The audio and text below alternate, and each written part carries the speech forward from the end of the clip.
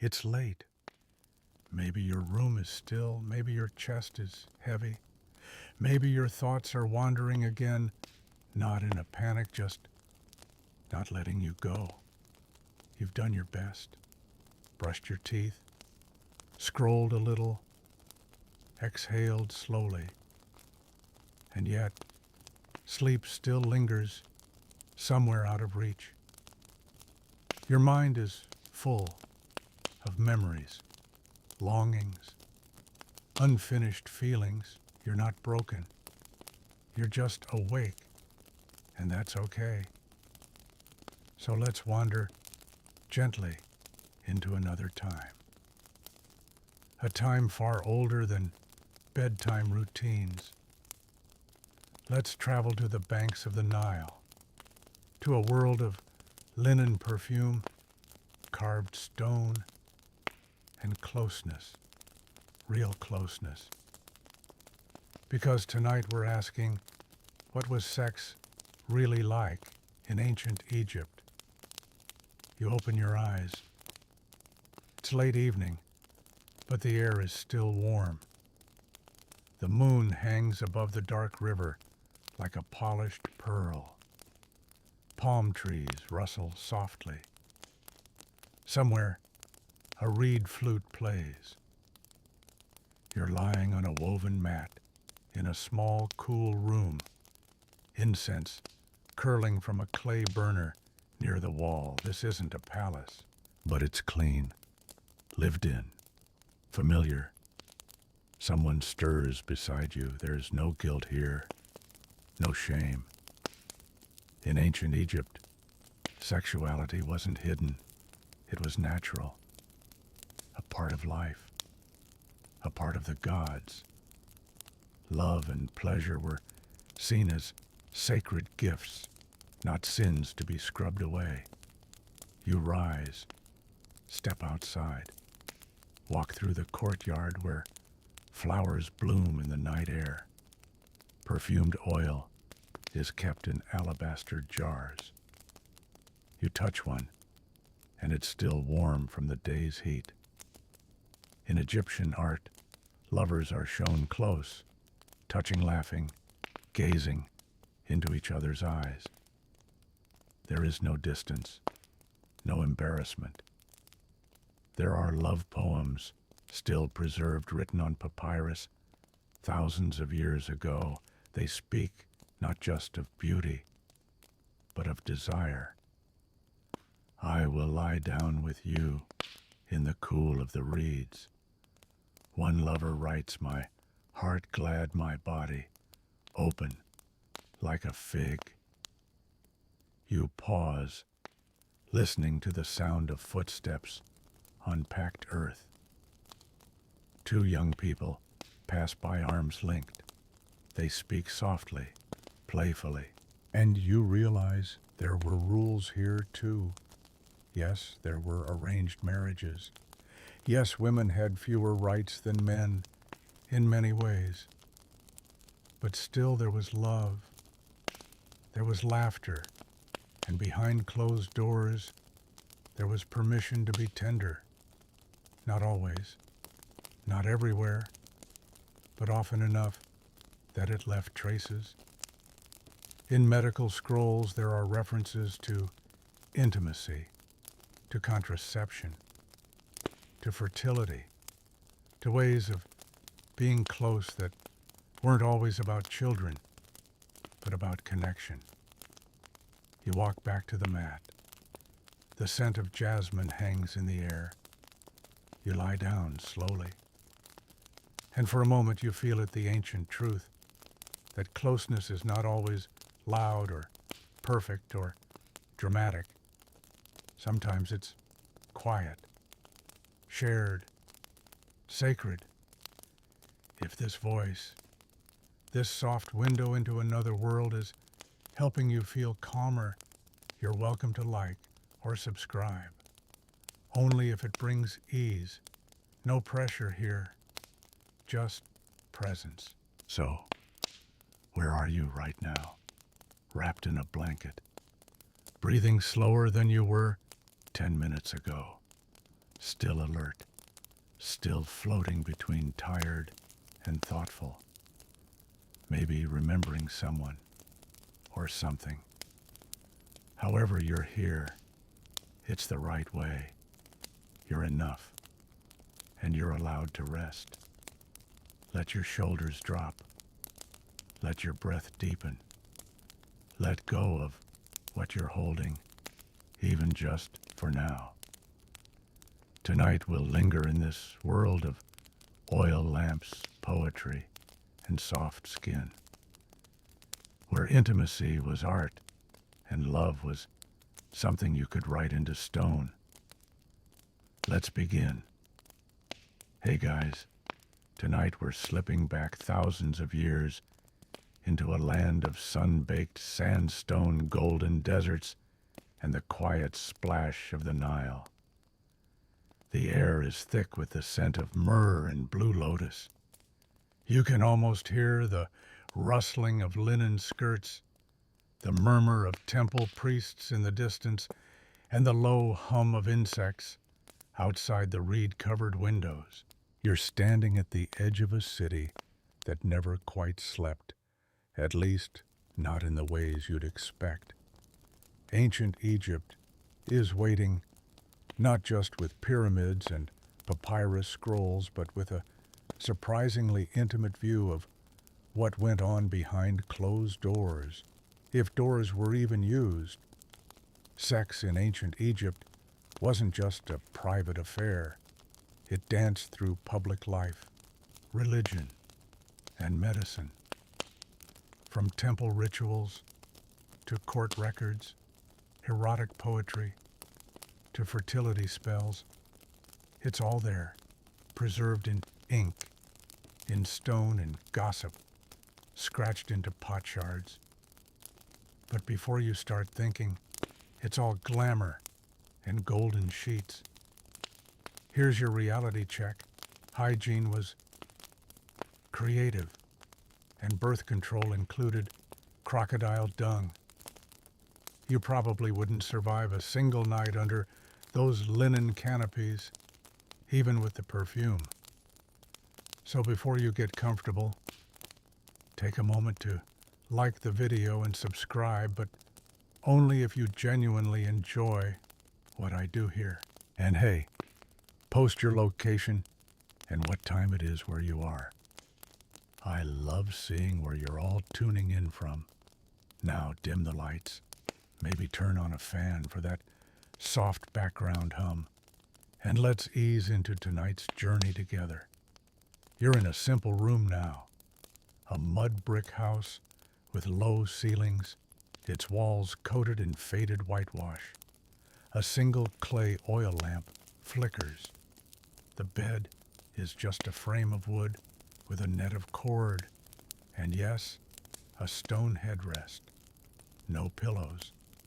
Egyptians believed soft pillows messed with your soul's journey, so you'll have to get comfy another way. The sheets made of linen, light and breathable, sometimes perfumed with oils or incense. Not because it was romantic, but because, well, let's be honest, everyone was sweaty. You'd be too wearing heavy wigs and eyeliner in 35 degrees Celsius heat. You lie back and hear voices in the courtyard. A couple arguing softly, their tones half in anger, half in flirtation. You notice that the walls are thin, the windows open. Privacy isn't a big concern here. Sex isn't really hidden. It's just life. In the city of Thebes, among the rows of houses near the temples, it's not unusual to see lovers whispering in alleyways or catching glances in the market. Flirtation happens in plain view, even if actual intimacy moves into quieter corners. But even then, it's not exactly secretive. You'd be surprised how much the neighbors know. Egyptians were remarkably open about the body. Nakedness wasn't always sexualized. Children ran unclothed laborers, worked with minimal clothing, and dancers performed in sheer linen. Yet somehow there were still unspoken rules. Wearing a sash in the wrong place. That might be provocative. Exposing a breast depends on whether you're a priestess, a dancer, or a nursemaid. You shift a little, and the linen crinkles under you. Someone once said Egyptian linen was so fine you could pull a whole robe through a ring. You don't test that tonight, but it does feel soft, even after a few thousand years of storytelling. Now let's talk about the vibe. Love and sex weren't just biological. They were aesthetic. Egyptians believed beauty and desire were tied to the divine Think Hathor goddess of love and music. Her temples weren't just for prayer. They were sometimes where fertility rituals were conducted. Yes, with actual music and dancing, and occasionally more than that. The gods weren't shy, neither were their followers. And speaking of gods, don't forget that even your erotic dreams were thought to be messages from the divine. You might wake from a steamy vision and immediately consult a dream interpreter, only to be told it means your barley harvest will fail. Very sexy. But back to your evening. You wander out into the courtyard. It's night, but the city isn't asleep. A woman walks by, carrying a basket of fruit. Her dress is translucent in the lamplight, her hair intricately braided and scented. A man pauses to comment on her perfume. It's flirtation without shame. Courtship is casual but deliberate. Offerings of perfume, a small charm, a lotus flower, all gestures that meant more than words. Even among the poor, there's a kind of ritual to it. Sharing food, singing a few lines from a popular love song, teasing over bread and beer. The beer, by the way, is warm, unfiltered, and full of floaties. Romantic only if you're already in love. Now let's walk through the garden of a wealthier home. There's a small pool surrounded by date palms. It's not for swimming, it's more decorative. But in the moonlight, it's the perfect place for stolen moments. Lovers here might recline on cushions, exchange amulets for luck or fertility, and sip wine sweetened with dates. Yes, even the furniture has erotic undertones. Some chairs were carved with lovers entwined their positions. Surprisingly explicit. Those weren't just for decoration, they were a statement. Like leaving your browser history open, but in wood. There's one carving of a man and woman on a bed with a cat watching nearby. It's not symbolic. It's just a cat. But somehow it adds to the realism. Cats were sacred and omnipresent, even in these moments. You stop by a merchant stall selling perfume cones, little blobs of scented fat people wore on their heads to slowly melt during parties. You imagine the smell myrrh lotus and a hint of goat, maybe. Sensuality came with texture, temperature, and time. It's worth noting that not all moments were so romantic. Hygiene was limited. Baths weren't daily. Mosquitoes were definitely not a metaphor. And yet, people still manage to find beauty, attraction, and intimacy among the sweat dust and the ever-present papyrus rustling in the wind. Before you head back in, you pass by a temple where a young woman leaves an offering of flowers and milk. It's for Hathor. Again, she's asking for passion, or maybe conception. Fertility was never far from the mind, and offerings were part plea, part prayer, and maybe part superstition.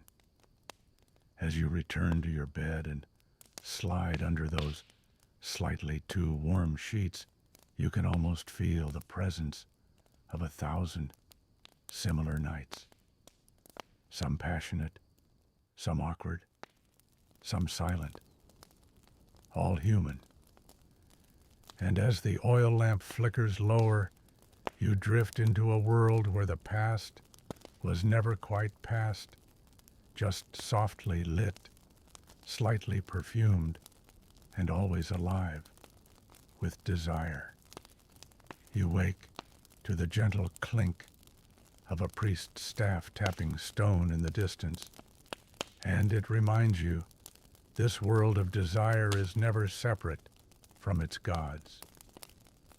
In ancient Egypt, sex wasn't just physical, it was a cosmic act tangled up in myth creation and the moods of gods with very human appetites. You step into a temple courtyard, bathed in the amber light of early morning. The limestone glows, the palm fronds sway, and at the center stands a statue of Min, god of fertility, wearing nothing but a crown. And well, let's say he makes his purpose very obvious. You look up at that rigid symbol of male potency and realize something in Egypt gods didn't blush, and neither did their followers. Min was honored at festivals where public displays of arousal weren't just allowed, they were ritual. You picture it a ceremonial procession, women singing, men dancing, and offerings made to ensure the Nile would flood and the crops would grow. Somewhere in that celebration, an aroused priest might quite literally carry a symbol of divine virility through the crowd. You're starting to wonder if they had a designated person to keep a straight face. But it wasn't just Min. Isis, Osiris, Hathor. These were gods whose stories were full of love, longing, and very literal resurrection. You remember the tale of Osiris murdered by his brother, dismembered, and reassembled by his wife, Isis. She used magic to conceive their son, Horus.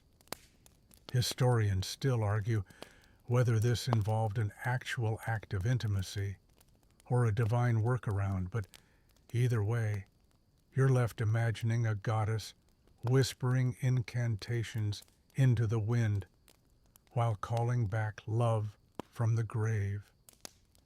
It's that serious. Sex equals life. Sex equals power. And for Egyptians, divine power could flow directly into the bedroom. You pass by a temple scribe carefully copying hymns to Hathor. Her worship was often noisy and joyful. There were dances, drunken revelry, even ritual sexuality. Scholars debate whether sacred prostitution truly happened here, or if it's a misunderstanding of more symbolic rites.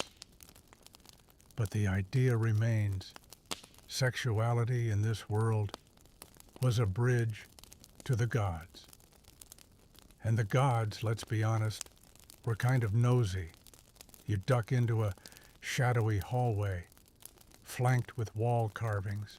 Here, images of couples in close embrace line the stone, They're not as graphic as modern minds might expect. No ancient version of an NSFW read it, but the intimacy is clear. A hand on a shoulder, lips almost meeting, a pose that's just a little too casual for a family portrait, and above them, eyes, always eyes, the eye of Horus, the gaze of Ra. Even when alone Egyptians lived under the assumption that someone divine or otherwise was watching, that didn't necessarily bring shame. More often, it brought a kind of sacredness to even the most personal acts. Now let's visit an ordinary home. A mother lights a small brazier and offers bread to a household deity, perhaps Bes, the squat leonine god of protection, fertility, and bedroom matters. He's charmingly ugly, with his tongue sticking out and a dagger in each hand. Hard to imagine hanging him over your bed for a romantic mood, but hey, he worked. Couples would often pray to Bes to ward off evil spirits or bad dreams, especially before trying to conceive. He was believed to protect the birthing room, the marriage bed, and sometimes even the mood. You sit cross-legged in a quiet corner and glance at a scrap of papyrus. It's an old household manual. One side features inventory goats, barley linens. The other, a love poem written in a neat hand. It reads, "Your voice alone makes my heart flutter. Your legs are honey when you walk. I stand still, but my heart runs after you." Egyptian love poetry was more than sentiment. It was devotion, wrapped in vivid physical detail. The beloved was a mango tree, a lotus, a bird in the marshes. Metaphor was everywhere, and in those metaphors, the god smiled.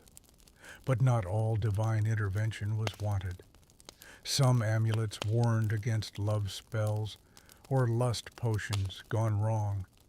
There were charms against forced desire and even protective prayers to cool a heated heart.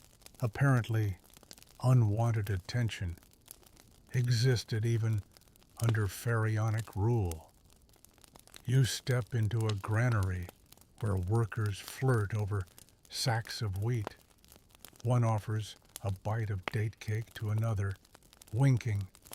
Another hums a familiar song, something about a girl in linen who dances like a reed in the wind. Songs, like myths, carried innuendo, and innuendo carried influence. Meanwhile, in the royal palace, things take a more strategic tone. Pharaohs were believed to channel divine sexual energy. Yes, even their private lives were a kind of national security. Fertility rituals sometimes included reenactments of the gods' union. The act itself possibly symbolic, possibly literal. Historians still debate whether pharaohs engaged in ceremonial intercourse on feast days, or if it was simply dramatized. You imagine a court priest checking a lunar calendar, nodding solemnly and announcing, "It's time to perform the union of heaven and earth," and someone else politely asking, "Do we have enough incense?"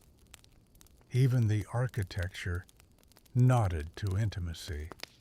Some temples were designed with inner sanctums that echoed the body outer courtyards, public inner halls, personal and the holy of holies, private, veiled, sacred. A metaphor for spiritual and physical union carved into stone. But let's not forget, sex could also be disruptive. A servant caught in an affair with a noblewoman, scandalous. A priest accused of impurity, potentially ruinous. The gods might have been watching, but the neighbors absolutely were. As you wander back toward the temple gate, you notice a small stone bench, worn smooth, a place for confession, perhaps, or simply where two lovers once sat and whispered beneath the stars. There's something serene here in this intertwining of spirit and body, where love wasn't just permitted, it was expected to be part of life's rhythm. The gods didn't ask for purity, they asked for balance. And for Egyptians, that often meant acknowledging desire, embracing joy, and making space for sacred intimacy without shame. One last glance up at the statue of Min. He's still there, still watching, still grinning. And you smile too, wondering just how many secrets these temples have heard echo through their chambers. You blink slowly as the scene shifts again. This time you're sitting cross-legged under the shade of a sycamore fig tree just outside the wall of an old schoolhouse. The sun casts dappled shadows on the sand as a group of young scribes gathers for lessons in hieroglyphs math and something less officially on the curriculum. There's a scroll being passed hand to hand, giggles muffled behind palms. Not religious texts, not tax records. It's a papyrus of bedroom instructions, yes, a literal how-to on sex and pleasure. You lean in for a closer look and realize these aren't just vague poetic metaphors. These are illustrations, poses, preferences, all carefully drawn in a style both clinical and strangely affectionate. You're now inside the ancient Turin erotic papyrus. It's real, it's famous, and it's probably the world's oldest surviving sex manual. This risque scroll, discovered in pieces in the 19th century, still sparks debate among scholars. Was it satire, instruction?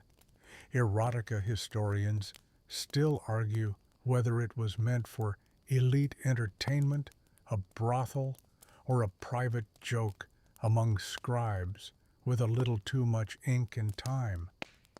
Either way, you're witnessing the ancient equivalent of a magazine hidden under the bed. The scenes are surprisingly acrobatic. Some figures wear wigs, others are bald. Most of the men are rather generously endowed. The women coolly composed. One even holds a musical instrument mid-act, because multitasking apparently is timeless. The drawings are full of exaggerated anatomy and stylized expressions, equal parts fantasy and function. The scroll itself is a contradiction, obscene and artistic. You wonder who originally commissioned it. A nobleman with a sense of humor, a temple scribe studying the subtler aspects of desire. Still, scrolls like this weren't entirely out of character for a culture that wrote love poetry as curriculum. Yes, schoolboys in Egypt were often taught to copy poems about longing passion and physical affection. One favorite line reads, "My heart is at home when your hand is in mine." Another, I am yours, like bread to the oven. A little crumbly, sure, but it gets the job done. Now you're stepping into a small home, ducking through a low archway. Inside, a married couple lounges on cushions, a single oil lamp flickering in the background. No scrolls here, just familiarity. Marriage in Egypt was informal, not sealed by ceremony or rings, but by agreement and cohabitation. There wasn't even a word for virginity in the way modern cultures frame it. What mattered more? Trust, property, fertility, and yes, consent. Despite what you might assume about ancient worlds, Egyptian writings make frequent references to mutual affection. Women composed love poems just as tender and fiery as the men. One poem confesses, "I found my brother in my bed. My mother was happy, my father rejoiced." Before you panic, brother was a common endearment, like my love or my darling. Not thankfully, a comment on family trees. In more practical matters, married couples often kept separate property, could inherit from one another, and if things didn't work out, divorced. No scandal, no shame, just a trip to the scribal office to sort it all out. But while marriage was common, it wasn't required. Sexual relationships existed in many forms: short, long, quiet, scandalous. Some men had multiple wives or concubines. Some women held lovers of their own. And while documentation is limited, hints of same-sex intimacy flicker through the papyri and artwork. Which brings us back to those bedroom instructions. A copy of The Instructions of Ani, a guidebook for moral behavior, reminds sons to honor their wives and cherish their children. It doesn't condemn pleasure, it guides it. Even kings were advised to choose a wife whose heart speaks to yours. But not everyone followed that advice. You step now into the ruins of Akhetaten, the short-lived capital of the heretic pharaoh Akhenaten. Known for religious revolution and odd art, he also penned intensely personal love poetry to his queen Nefertiti, the way he wrote about her tender, worshipful, even sensual. You are the one who fills my heart with joy. Your beauty is more radiant than the moon. Their intimacy wasn't hidden. It was broadcast in temple inscriptions, displayed in public statues. You sense the same mix of political theater and private affection in every line. Meanwhile, back in the villages, ordinary couples weren't carving declarations into stone, but they left behind whispers on pot shards and love notes etched into the walls of workers' tombs. There's one inscription found in Deir el-Medina that reads, "She came to my door in the night. I was waiting." Short, poetic, undeniably human. As you stand there, imagining the candlelit anticipation of that evening, you feel the distance between you and them vanish. Same nervous hands, same hopeful breath, same shaky smile in the dark. And yes, ancient Egyptians also had their equivalent of ghosting. There are notes written in complaint. "Why did you not come to the river like you said I waited?" Love it. Turns out has always been a little complicated. But for every note of disappointment, there's one of joy. Lovers wrote about stolen kisses in gardens, moonlit trysts near temple pools, warm hands beneath linen robe.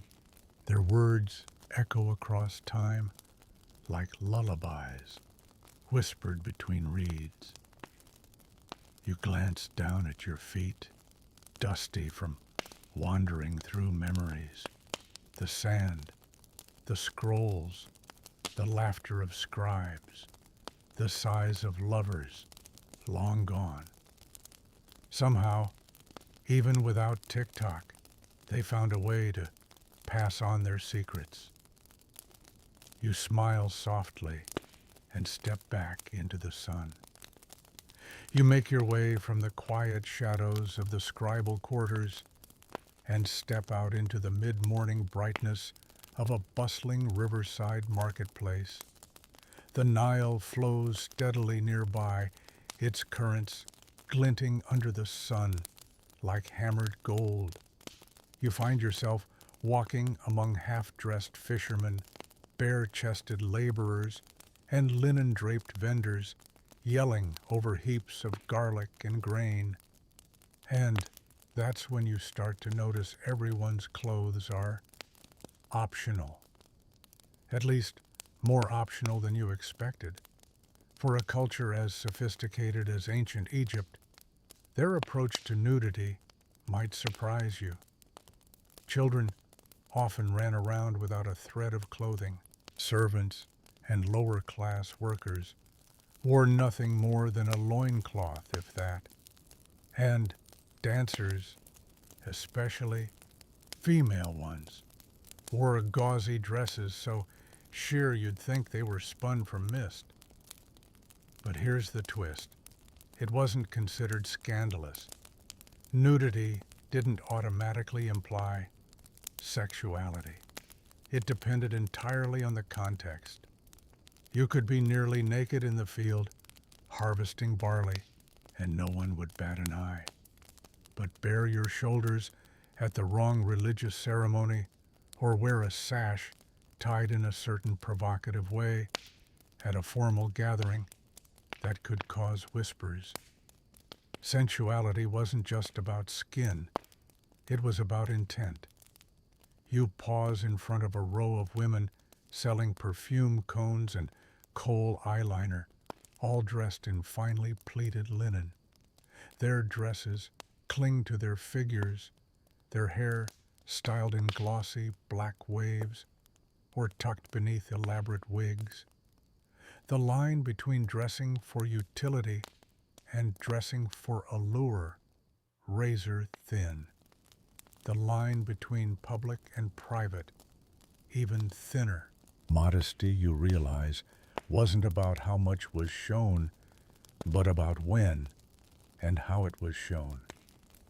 One woman wears her dress loose and flowing, suggesting she's in mourning.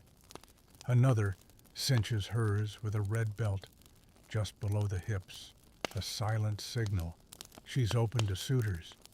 You start to read the crowd like a text. Every fold, every color, every detail, speaking volumes. And while we're on the topic, yes, men wore makeup too. In fact, everyone did. Kohl wasn't just for fashion. It was practical, protecting eyes from the sun's glare and reducing infection. But of course it didn't hurt that it made your gaze a little more smoldering.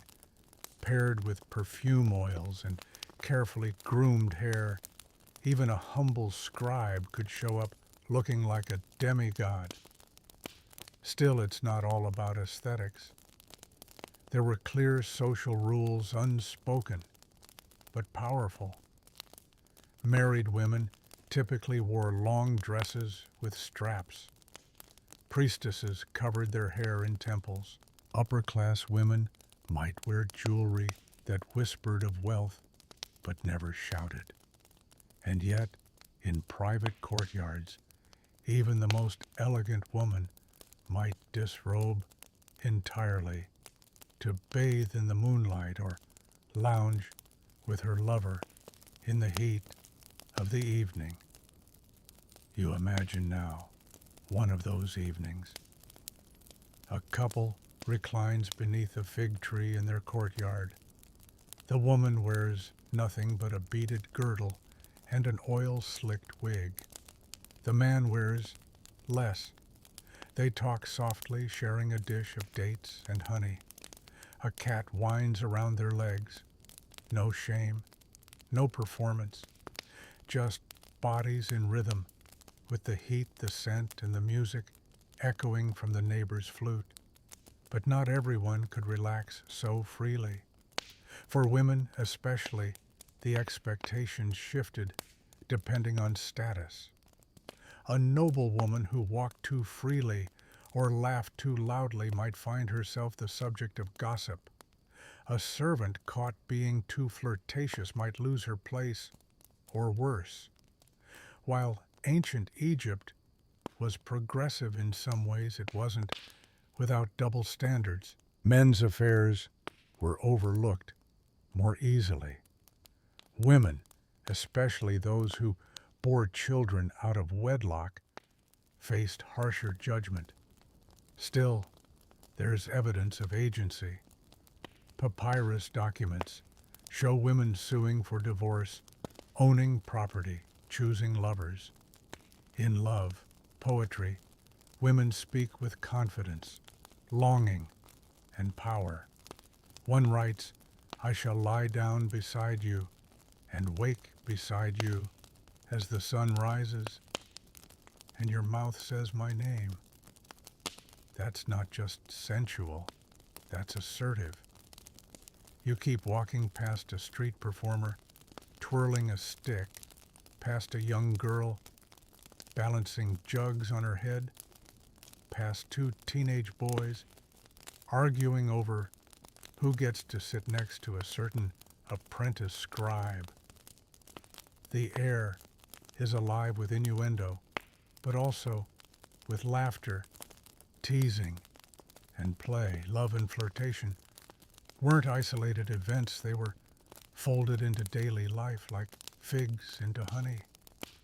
And then you stumble across a small shrine to Hathor, the goddess of love and sensuality. A single flower lies at the base, still fresh. A votive candle burns low. Someone was here recently asking for connection, maybe for a partner, maybe just for a good dream. Hathor didn't discriminate. She watched over music, dance, joy, and the heady pleasures of wine and touch. You reach out and run a finger along the carvings. They show women in flowing dresses, dancing couples, reclining on couches, a harpist playing beneath a canopy. The images are gentle but charged, and you can't help but feel that this was their idea of modesty, not denial, but grace, not absence, but intention. Historians still argue whether Egyptians invented the idea of flirtation as art form, but it's clear they excelled at it. The way a glance was held, the way a scent lingered, the precise choice of which ankle to show and which one to hide. And through all of it, you can't help but marvel they lived fully in their bodies without the guilt or the prudish filters that later cultures would slap on to pleasure. They didn't need to liberate sexuality. They simply folded it into the fabric of living. You settle now on a smooth stone bench by the river. Across from you, a young couple walks, hand in hand, laughing. They're dressed simply, but you notice the touches, his kohl-lined eyes, her scented hair, the bracelet on her ankle that jingles as they walk. Nothing said aloud, but everything communicated. And as the sun dips behind the palms and the Nile turns bronze, you close your eyes and exhale. This place may be ancient, but its rhythm, the gentle pulsing between modesty and desire, privacy and performance, feels strangely modern. The air is cooler now as you leave the river's edge and stroll into a courtyard lit by flickering oil lamps. Laughter rises from behind a woven reed partition. There's music, faint but steady, someone playing a lute, someone clapping softly, in time. You follow the sound to a celebration underway, a wedding feast. But before you assume this is a grand temple blessed affair with towering cakes and white veils, remember where you are. In ancient Egypt, marriage didn't always come with a ceremony. There were no official vows, no priests chanting in gold-trimmed robes, no registry lines or floral centerpieces. A man and woman agreed to live together. That was enough. The rest was paperwork, literally. You take a seat on a low bench beside the groom's uncle, who has just polished off his third cup of date wine. He slurs somewhat proudly that the couple signed a contract this morning, one that outlines everything from inheritance rights to what happens if they separate. Egyptian marriage was built on mutual responsibility. The bride brought a dowry. The groom brought security. Love, ideally, but not necessarily. Still, affection wasn't absent. You watch the bride, young, almond-eyed, her hair braided with flowers, as she hands a piece of honey cake to her new husband. He laughs, mouth full, and leans close to whisper something that makes her blush and swat at his arm. There's a quiet warmth between them, a private language already forming. Meanwhile, the guests begin to tease them, not unkindly. One older woman yells that the couple shouldn't stay too long at the feast, or the wine will make them forget what comes next. Everyone laughs, because everyone knows tonight is their first night together, or maybe not. Virginity wasn't a fixed expectation in Egyptian culture. It wasn't tested, celebrated, or used as proof of virtue. In fact, there wasn't even a specific word for virgin in the ancient language. Female purity was not a prized symbol of honor or family status the way it became in later cultures. What mattered more was fertility partnership and, perhaps surprisingly, ease of divorce. A woman unhappy in her marriage could walk away with her dowry, with her children, and with her dignity. You find that oddly modern, and yet jealousy existed. Adultery existed. And while not strictly illegal, it had social consequences, especially for women. But more on that later. Right now, you're focused on the rituals. No rings are exchanged, but the bride receives gifts, bracelets, necklaces, sometimes amulets believed to bring fertility. One of the most popular is shaped like the goddess Taweret, who resembles a pregnant hippopotamus, standing on her hind legs, wearing a lion's mane and bearing crocodile teeth. Not exactly romantic, but deeply protective. She guards pregnant women, deflects curses, and brings safe deliveries. You step away from the crowd and a young couple pulls you aside to show you their wedding contract. It's a palm-length papyrus scroll with careful lines of hieratic script. It says in no uncertain terms what the husband must provide: food, clothing, affection, and what happens if he doesn't. There's even a clause about cheating. She can leave him and take half the household goods. His mother is definitely not thrilled about that part. But it's not just the nobles and scribes who make these arrangements. Even farmers and craftspeople draw up simple contracts. It's not about ceremony, it's about clarity, a mutual agreement. You imagine them saying, "Let's build a life plant, some onions, raise a few kids," then writing it down to make sure no one forgets the onion part. You return to the courtyard, where the music has grown livelier. A dancer twirls in the center, wearing sheer linen and ankle bells. The bride claps along, beaming. Her husband sits beside her, more relaxed, now his hand resting gently over hers. In this moment, they are not pharaoh and queen, not peasants or merchants, just two people caught in a current as old as the Nile. You overhear a priest murmuring blessings nearby, not a formal ritual, just a casual invocation for harmony and children, not necessarily in that order. Gods like Hathor and Bes are frequently called upon. Fertility was prized not just for producing heirs, but for ensuring survival.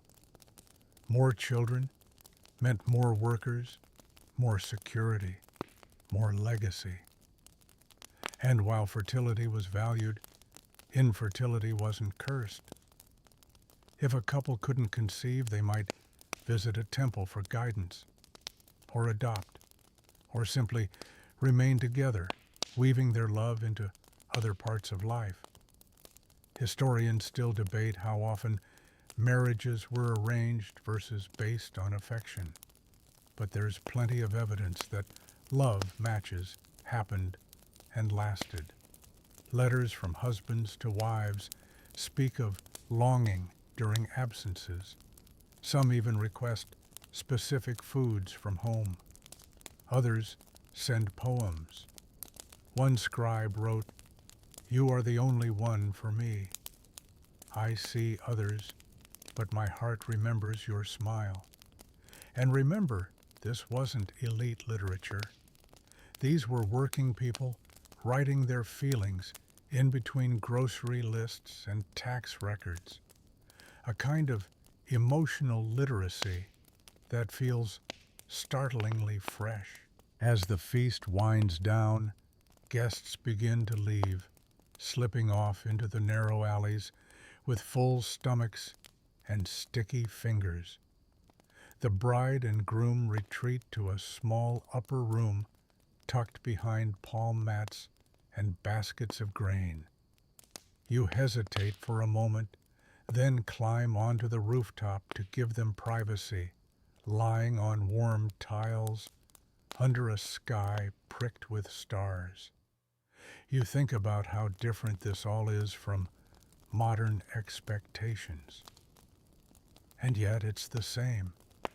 The awkward hope, the soft laughter, the tangled limbs and whispered promises, the feeling of trying to build something sacred from something ordinary.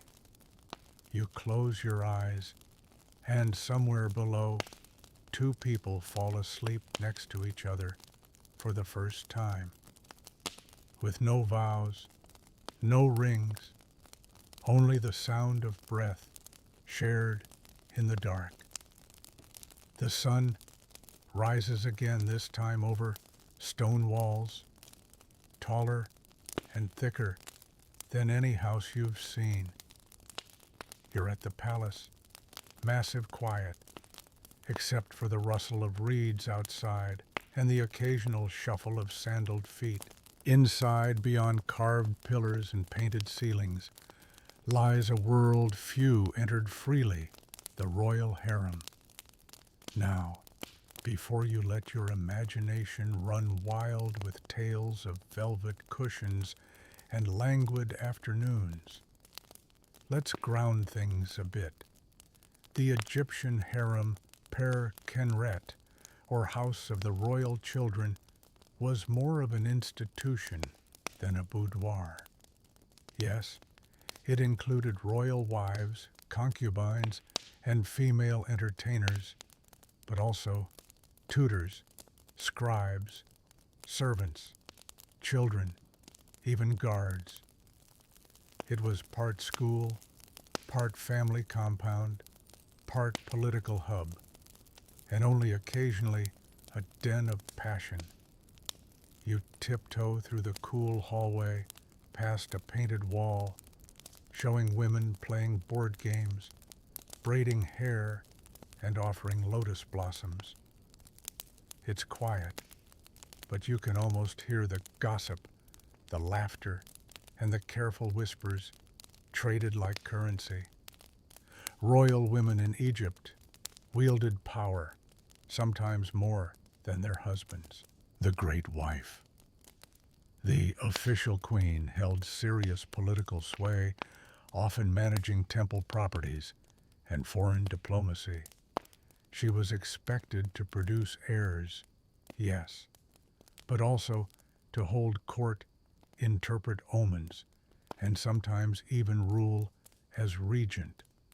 And then there were the secondary wives and concubines, each with their own quarters servants and sometimes their own ambitions.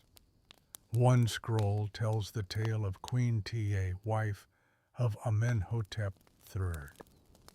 She began as a commoner, but through wit and presence rose to become one of the most powerful women in Egyptian history.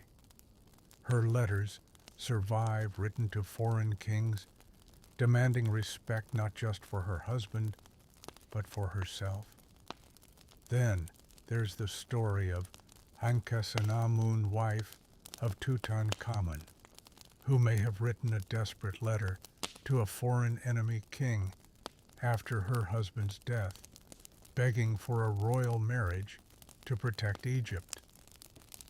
Historians still debate the authenticity of that letter, but the desperation and agency it suggests very real.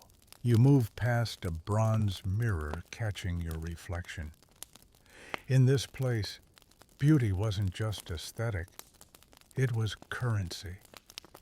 Women in the harem wore elaborately plaited wigs, perfumed cones that melted slowly over time, and sheer gowns carefully pleated to show and conceal just enough.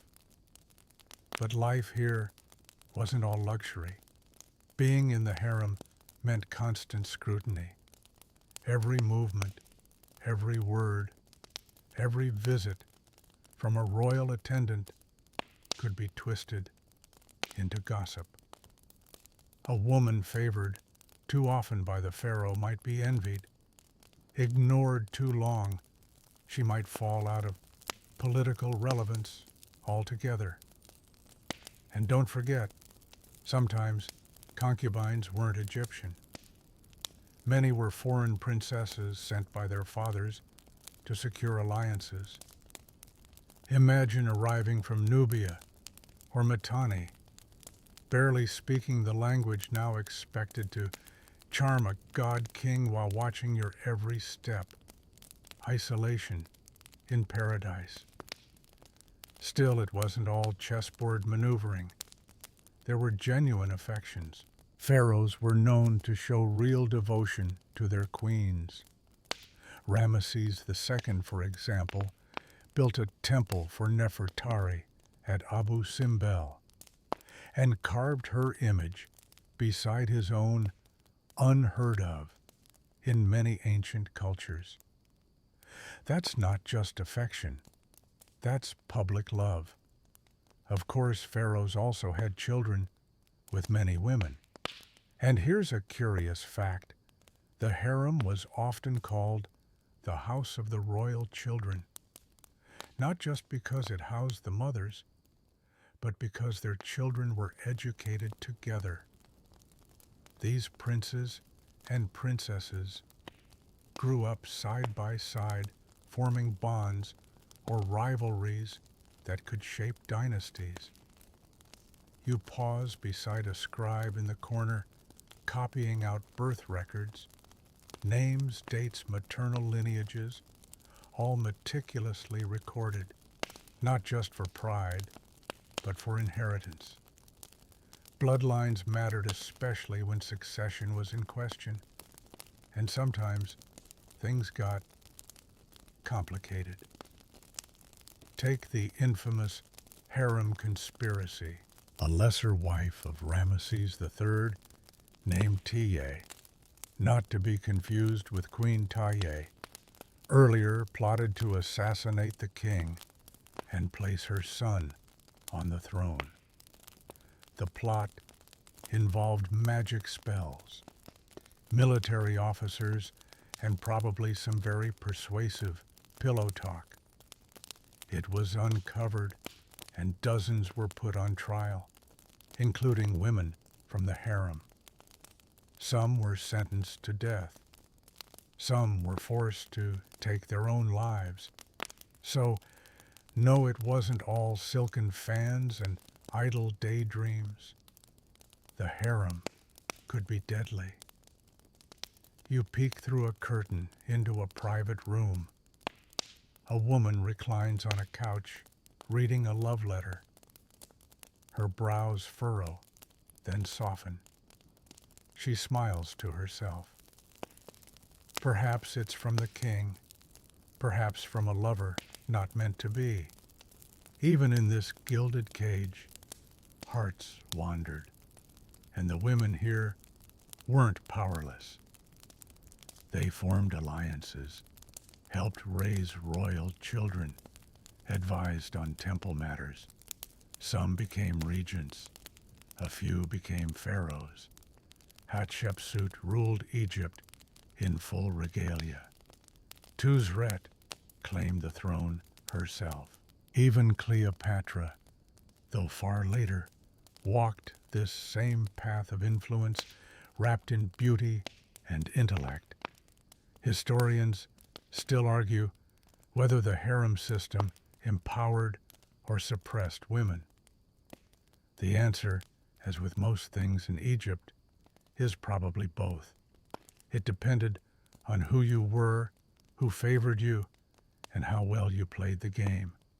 You sit now in the courtyard garden where lotus flowers bloom and the air smells of myrrh. Birds chirp. Somewhere inside, laughter erupts, followed by a sharp hush. Life in the harem is quiet on the surface, but underneath it hums. A cat winds around your ankle. Someone has carved a small heart into the side of the bench, along with 2 initials. Even in the most watched, most structured places, love finds a way to leave a mark. You lean back, close your eyes, and wonder which of these women had dreams beyond the palace walls, which longed for power, which longed for peace, and which quietly simply longed for choice. The palace walls fade behind you, now replaced by the sun-baked calm of a dusty village road. You're walking past rows of mud brick homes, narrow alleys, where laundry sways and children chase goats. Life here moves slower, simpler, but not necessarily quieter. You pass a group of boys wrestling beside a granary. Then your eye catches something stranger. Two men, sitting shoulder to shoulder, sharing a loaf of bread, laughing in low tones, a little too close to be just friends. You don't interrupt, but you pause just long enough to remember, in ancient Egypt, love and desire weren't always drawn in strict lines. The walls may not show it clearly, and the scrolls may dance around it, but same-sex intimacy existed. It always has. The challenge is, most of the evidence is subtle or erased. Egyptian society didn't label sexuality the way we do today. There were no recorded identities, no terms like heterosexual or homosexual. There was just behavior, some praised, some condemned, and some awkwardly avoided in the historical record. Take the tomb of Nyankakhnum and Khnumhotep, two royal manicurists who served under Pharaoh Niuserre. Their tomb, discovered at Saqqara, shows the two men in intimate poses, noses touching a gesture equivalent to a kiss, arms wrapped around each other, seated side by side, as married couples would be. Were they lovers? Historians still argue. Some say they were brothers. Others say they were partners, perhaps even legally bound. What's clear is that whoever painted those walls didn't flinch from showing them together in death the way lovers hoped to be remembered. You imagine the moment the tomb was painted, a quiet scribe hesitating just slightly before adding that final touch, the fingers brushing the gaze, lingering the space between them, erased. Now you're in the courtyard of a small house. A man sharpens a knife for his trade. Across from him, a younger apprentice pours water over his hands, lingering just a second too long. These little moments, so easy to overlook, may have carried deep meaning, or may not. But in a society that didn't obsessively codify attraction, many such relationships were allowed to breathe in the margins. That said, not everything was accepted.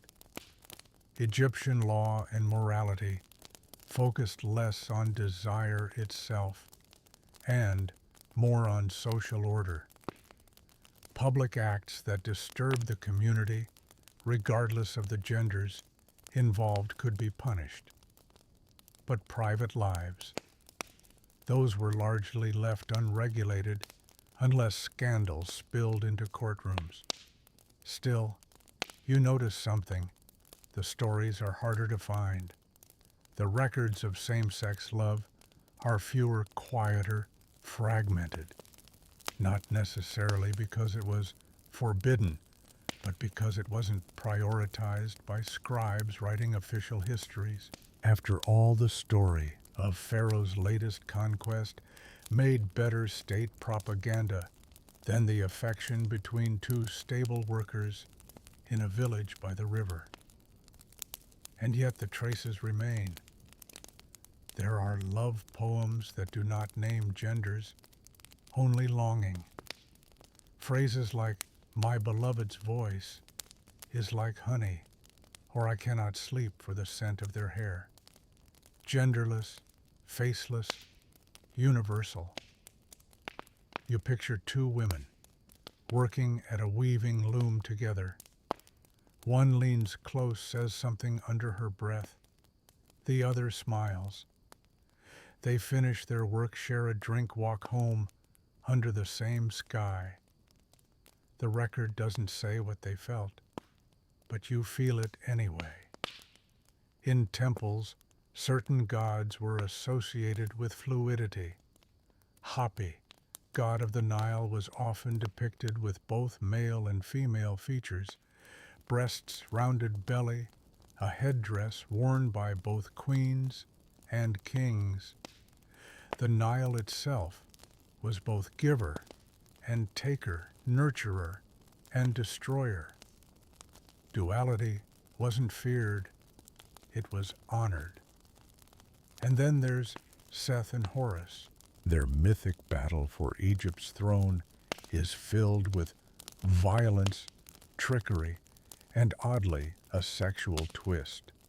In one version, Seth attempts to dominate Horus, not through combat, but through an intimate act meant to assert power.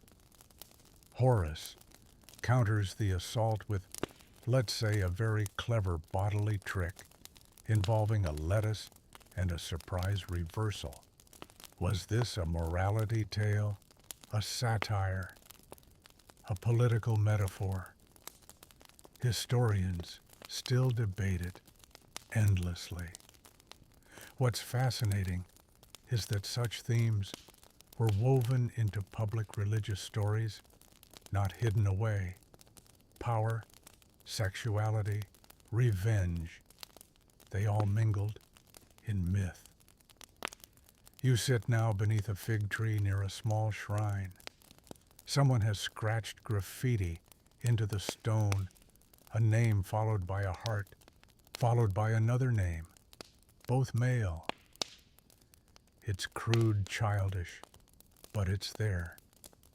As if some teenager thousands of years ago wanted the gods to know he loved him. And the gods, they stayed silent, watching, perhaps, but never striking. You begin to realize that silence doesn't always mean rejection. Sometimes it's just space. Space to feel, to live, to love without needing to announce or defend. Egypt was full of that space. Not always kind, not always safe, but wide enough for many kinds of intimacy to exist without names. And that's what lingers most now as you step into the shade of a columned walkway and watch the breeze ripple through papyrus reeds. Not what the scribes recorded, but what they left out. The hands held under baskets of figs, the smiles exchanged across temple steps, the love carved into mud bricks lasting just long enough to be seen and remembered. It's night again as you drift into the glow of torchlight flickering against ancient walls. This time you're not in a temple or a harem or a village garden. You're in a courtroom, a place of judgment and murmured accusations. The sandstone chamber is heavy with heat and secrets, and someone is about to be questioned. But this isn't a case of theft or tax evasion. This is the trial of a tomb robber, and the charges are messier than you expect. You sit quietly at the edge of the chamber, watching as scribes dip their reeds in ink, documenting every word. The accused, a middle-aged worker named Paneb, shifts uncomfortably. He's been accused of breaking into royal tombs, yes, but that's only the beginning. The list of his alleged offenses reads more like village gossip than court transcript, sleeping with married women, assaulting co-workers, using his position to seduce the wives of other craftsmen, even being caught in flagrante delicto on a sacred festival day. You blink. Did this man rob tombs or just have very poor impulse control? The truth, probably both. Paneb worked in Deir el Medina, the village where tomb builders for the Valley of the Kings lived. It was a tightly knit community of skilled artisans who painted, carved, and sealed the resting places of pharaohs. But With that responsibility came temptation. The men had access to royal goods, gold, linen, oils, and apparently a fair number of distractions. The accusations against Paneb came from a fellow worker named Amenacht, who seemed both morally outraged and personally irritated. He documented everything: Paneb's sexual escapades, his violence, his bragging, even the time he threatened someone with a brick. The document is so detailed it reads like a 3,000-year-old burn book. Historians still argue whether Amenacht was seeking justice or simply trying to get Paneb fired so he could take his job. Maybe both. But what's remarkable is how candid the testimony is, not just about theft, but about sex. Paneb, it's said, had relations with at least 5 married women in the village, including the wives of his co-workers. One particularly spicy note mentions that he laid with her on the roof. You glance upward. Ancient Egyptian homes often had flat roofs, used for sleeping during hot nights, apparently also for other activities. The court didn't seem scandalized by the act of sex. What mattered more was context, consent, marriage status, disruption of community harmony. Sleeping with a colleague's wife. That crossed a line, not for moral purity, but for social stability. And yet, the testimonies feel deeply human, not lofty or mythic. Just neighbors, frustrated, jealous, angry. You picture Paneb swaggering through the village, oblivious or uncaring that people whispered behind him. Maybe he believed, like many before and after him, that charm could excuse anything. You lean in as the scribe reads another accusation. Paneb offered stolen temple goods to a woman in exchange for her affection. Did she accept? The record doesn't say, but it raises a question. Where does seduction end and coercion begin? That ambiguity is everywhere in Egyptian court records. Consent isn't always clearly documented. Accusations are often muddled motivations, unclear.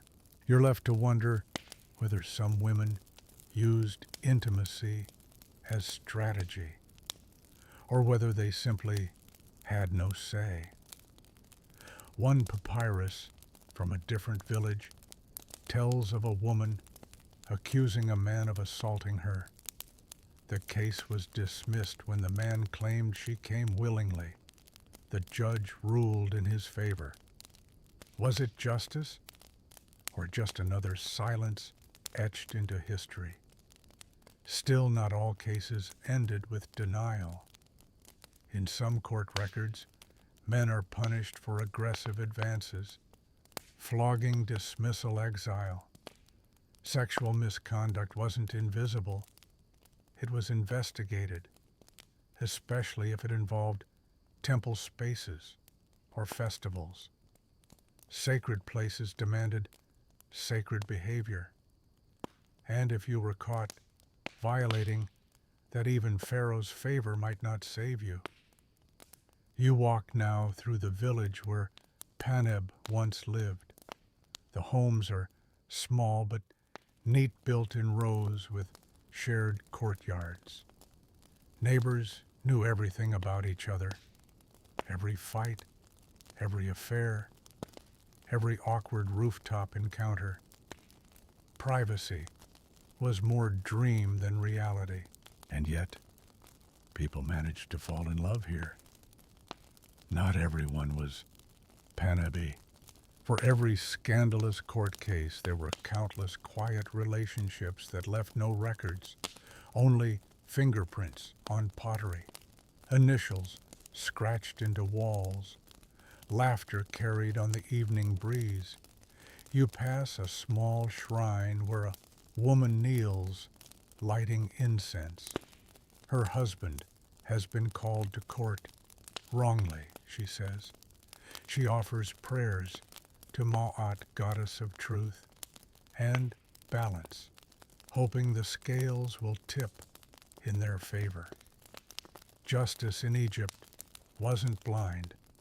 It was visual symbolic, a feather weighed against a heart. You wonder how many hearts were heavier than their owners admitted. Now you're back in the courtroom. The judgment comes down. Paneb is stripped of his post. Whether he faced further punishment is unclear. His name fades from official records, but his story survives, whispered in the margins of legal papyri, reminding you that even in the most disciplined of societies, desire could undo reputations. And gossip outlasts empires. You stand as the court empties. The scribes pack up their scrolls. The judges return to their homes. And somewhere, Paneb walks into the dust, muttering that it was all a lie, or perhaps laughing unrepentant into the sun. What's striking isn't just the scandal, but how recognizable it all feels. The flirtation, the jealousy, the betrayal. The way communities try and sometimes fail to manage human longing. You step out into the afternoon light, the drama behind you, but echoes remain. The courtrooms may be ancient, the ink faded, but the stories still sharp, still human, still pulsing beneath the stone. The sun now leans low, casting long shadows across a wide stone terrace where rows of alabaster jars line the walls. You've entered a perfumer's workshop, one that smells like crushed roses, blue lotus frankincense, and something richer beneath it all, old desire carefully bottled. You inhale deeply, and it hits you. Sex in ancient Egypt wasn't just skin and breath. It was ritual preparation appearance. It was scent and shadow. And it began long before the first touch. You're watching now as a young woman dips her fingers into a small alabaster jar and lifts out a glob of amber-colored oil. She applies it behind her ears, on the insides of her wrists, and at the hollow of her throat. This is Kai-Fi, a legendary Egyptian perfume made of myrrh, honey wine, raisins, cinnamon, and resin, aged like a fine wine, and said to invite both dreams and desire. The Egyptians didn't wear perfume lightly. They believed scent could influence the gods, attract lovers, and protect from illness. Women and men alike wore perfumed cones on their wigs, fat-based wax, infused with flowers and oils. At parties, these cones would slowly melt, releasing fragrance over the course of an evening. You imagine the slow drip of scent down the neck, the warm glow of skin kissed by perfume. And speaking of wigs, oh, the wigs. Real hair was cropped short to manage lice and heat. But that only made room for elaborate, sometimes towering wigs made from human hair wool or palm fiber. They were styled curled and even accessorized with beads, gold wire, or scented flowers. Your guide, a mirror polishing attendant, notes that the more layers the wig had, the more desirable the wearer. You smile. Vanity, it seems, is older than bronze. Makeup, too, was everywhere. Men and women both wore green malachite around the eyes or black coal for drama protection from sun glare and antibacterial purposes. But let's be honest, it also looked stunning. You wander now into a dressing chamber where a noblewoman is preparing for a festival.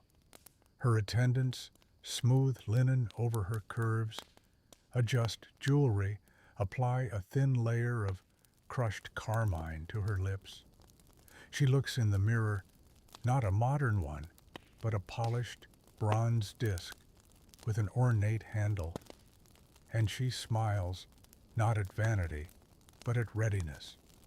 Dressing up wasn't vanity. It was intention, a way to communicate desire before a word was spoken. Even jewelry had meaning. Amulets shaped like ankhs, symbols of life, frogs, fertility, or lotus blossoms, rebirth, and beauty were worn not only for style but for seduction. A woman might gift her lover a charm before a rendezvous, hoping it would keep him loyal, or at least thinking of her during temple prayers. Now, picture a banquet. You step into a wide hall filled with low couches and flickering lamps. The air hums with laughter music and clinking cups. Guests wear their best linen, their most intoxicating oils. Dancers move through the crowd in gauzy dresses, the bells on their ankles whispering with every step. One woman tilts her head, releasing the fragrance of blue lotus. A man passes behind her and breathes it in. Their eyes meet. No words exchanged, yet everything said. Historians still debate whether such banquets were purely social or carried more flirtatious undercurrents. Some believe that these events, especially at the New Kingdom's height, were more than feasts. They were courts of pleasure, where alliances, trysts, and rivalries simmered beneath the surface of harp music and fig cakes. You sip wine from a clay goblet, its rim stained with pomegranate. A noble beside you leans in to whisper a line from a popular love song, "Come to me in my bed, my heart, my dove, and let us wear our perfumes together." Cheesy, maybe, but it works. And the preparations didn't stop at scent or sight. Ancient Egyptians used a variety of aphrodisiacs and cosmetics thought to heighten attraction. Some of them, by modern standards, were alarming. Crocodile fat mixed with herbs, crushed scarab beetles, honey steeped with date palm resin. A particular favorite, a paste of onions and frankincense believed to awaken the loins. You try not to wrinkle your nose. There were also depilatory creams to remove body hair, henna for nails and palms, and oils to soften the skin. One popular mixture combined castor oil, beeswax, and cinnamon. Another, a blend of animal fat and fig extract. Smelled odd, worked wonders. And there's more. You come across a scribe's personal kit. Inside is a small jar of powdered galena for eyeliner, a tiny bronze razor, and a love charm. inscribed with the phrase, "I burn for her as the sun burns the earth." Even the sun couldn't compete with a well-scented wrist and a meaningful glance. But don't be fooled into thinking this was all play. The Egyptians took the aesthetic of desire seriously. So seriously, in fact, that they brought it into the afterlife. Tomb paintings often depict the deceased in their prime, perfectly coiffed, perfumed, and dressed to impress.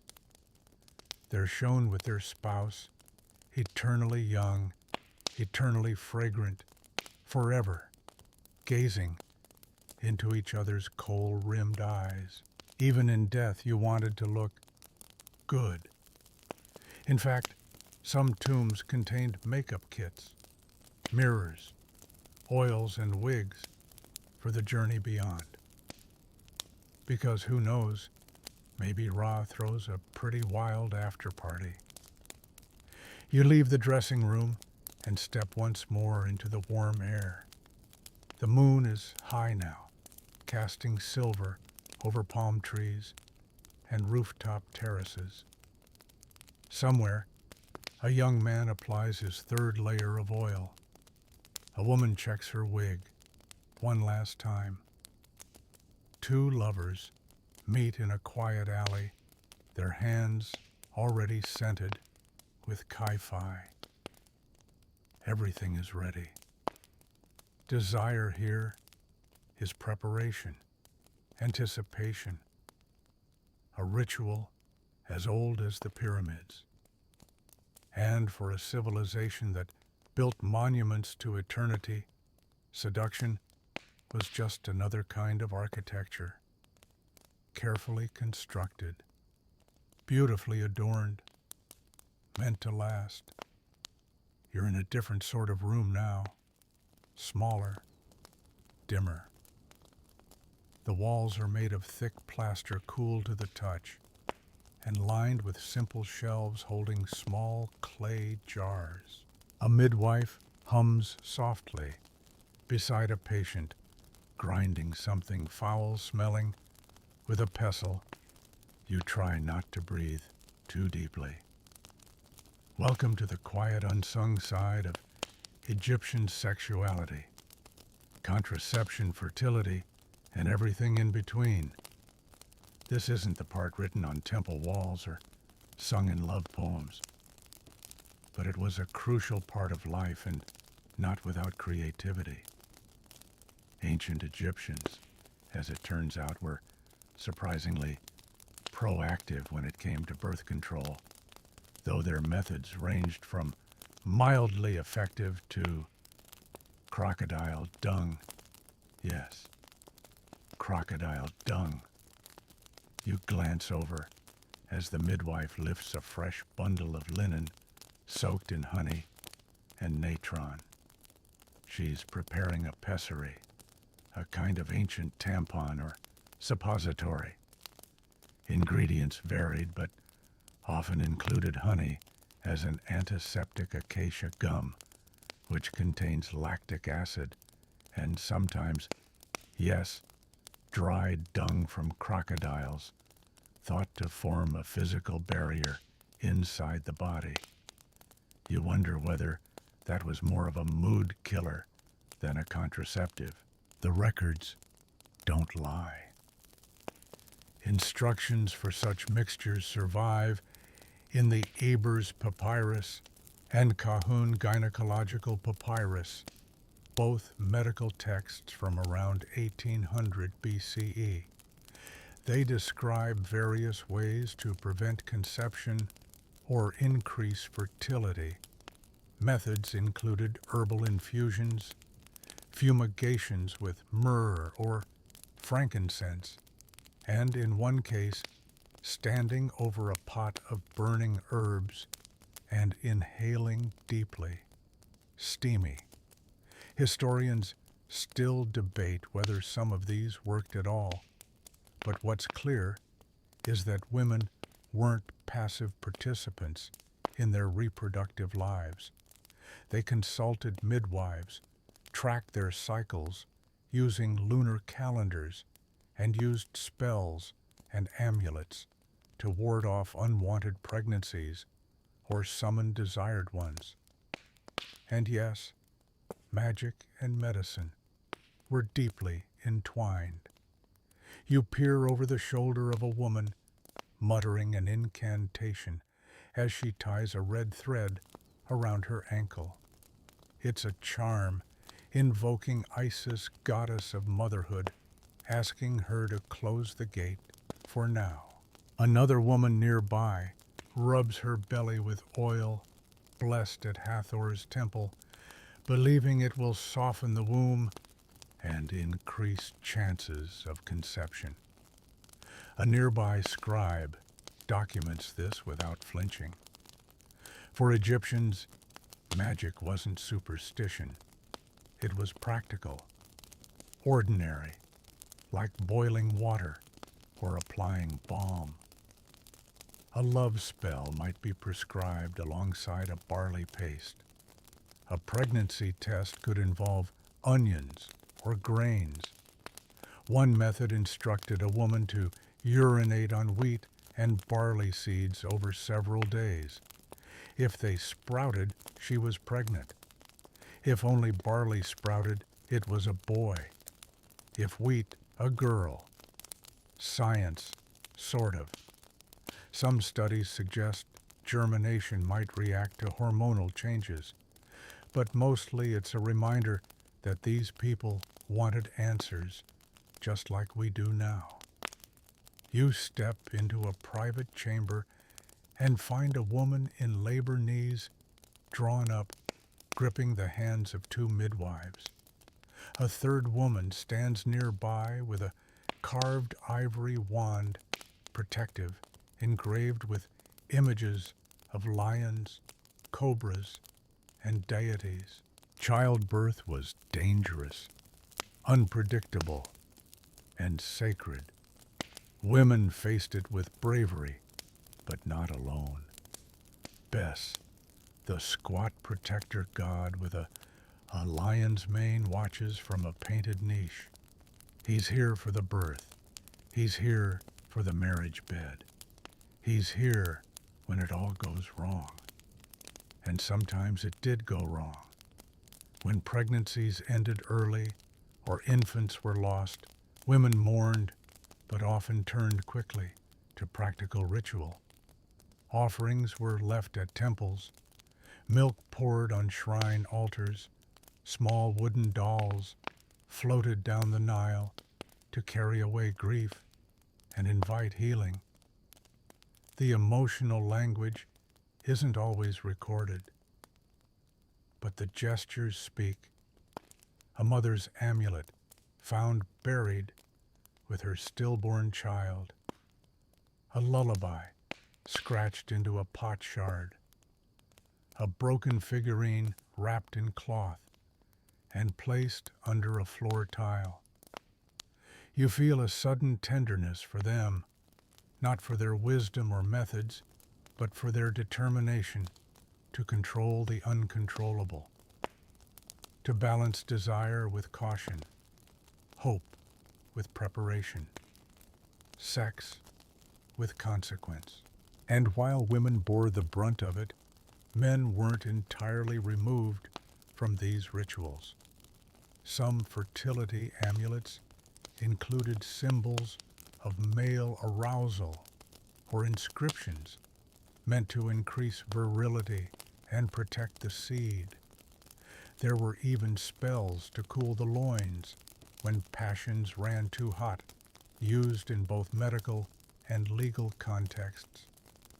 You glance at a scroll listing such a spell, and the instructions include drinking a mixture of lettuce beer and crushed mandrake root. You imagine trying to sell that today as a libido suppressant.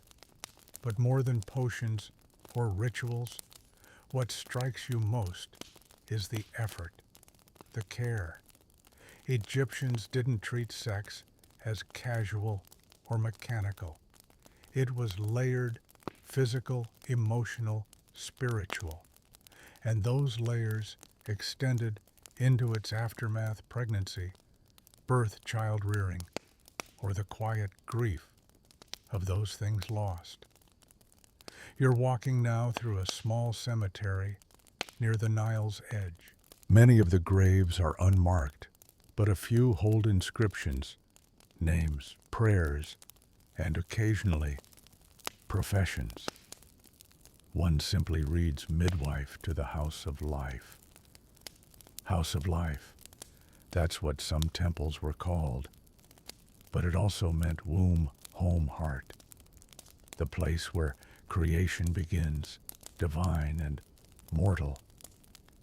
The Nile flows nearby, quiet in the dark, but always moving, like the bodies that once leaned against each other by its shores, like the hands that brewed herbs and lit lamps and whispered into the night, "Let this be the time." You stop, breathe in the scented air, myrrh and sandalwood, and listen. Not to noise, but to memory. A woman's prayer, a whispered name, a gate opening or closing beneath the stars.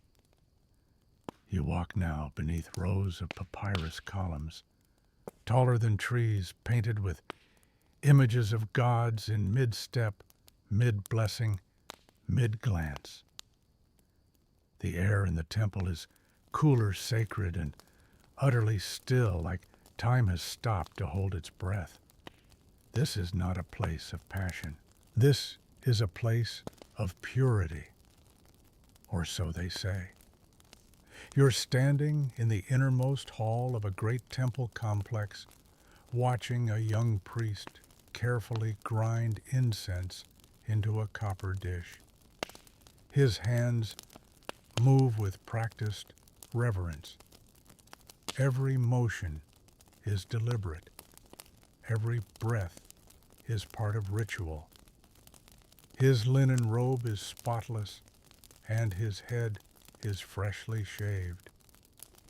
You'd be forgiven for thinking he's here to serve the divine in quiet, celibate solitude.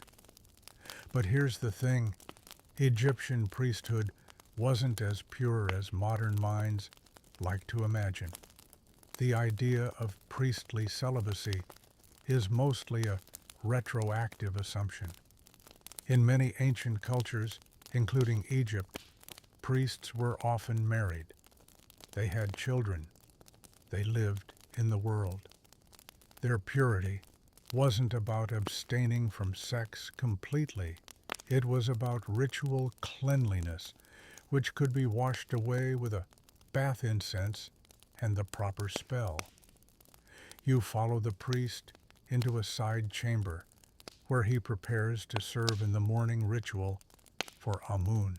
He chants softly, anointing a statue with oil, brushing away yesterday's offerings. He hasn't had sex recently, not because it's banned, but because certain duties required him to be clean, which in practical terms meant abstaining for a few days, bathing thoroughly, and reciting purification hymns. Historians still argue whether some orders enforced longer abstinence or if certain temple sects were more conservative.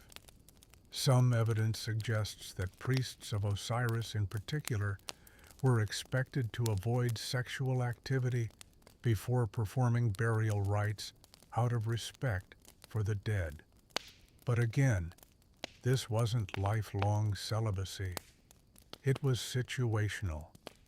The distinction between spiritual purity and sexual repression didn't really exist here. Sexuality wasn't dirty.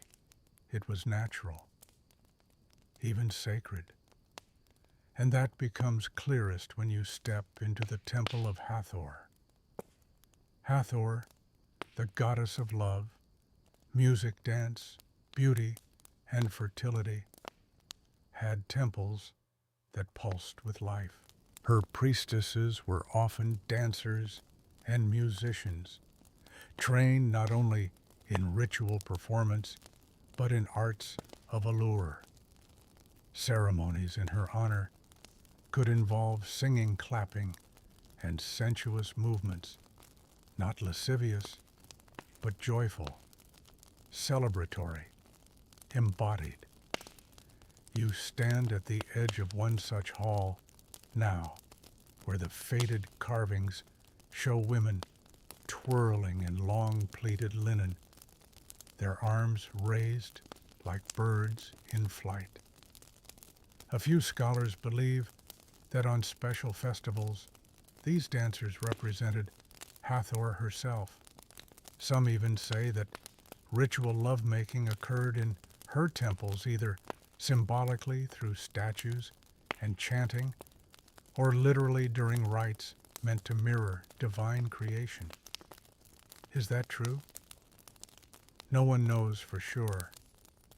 Historians still debate whether such sacred sexuality was practiced or whether later writers exaggerated. Was it myth, misinterpretation, or truth? No one dared write down in full, but something did happen here. Something powerful, enough to be remembered in stone.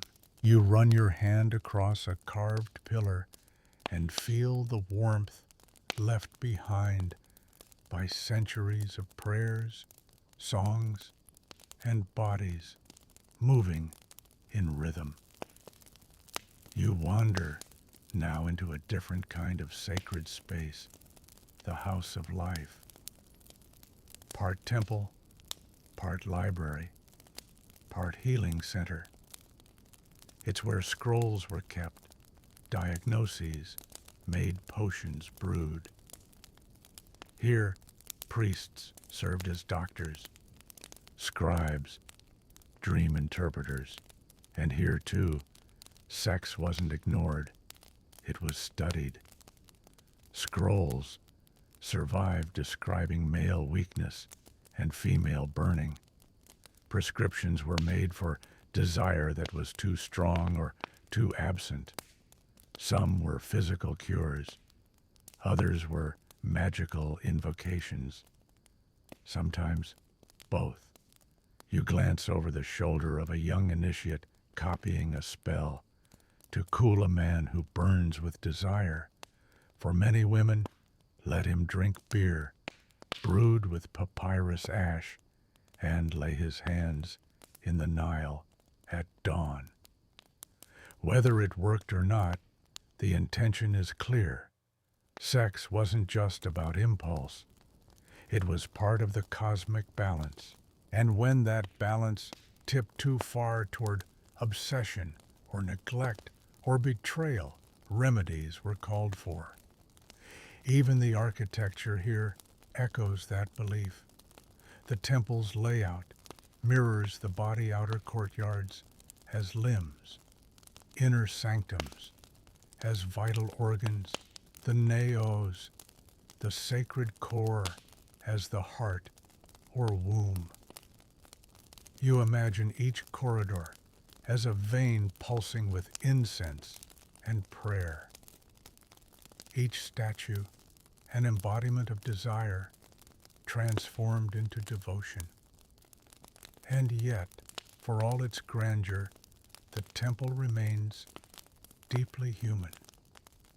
At its core, it's built not just to honor the gods, but to understand ourselves.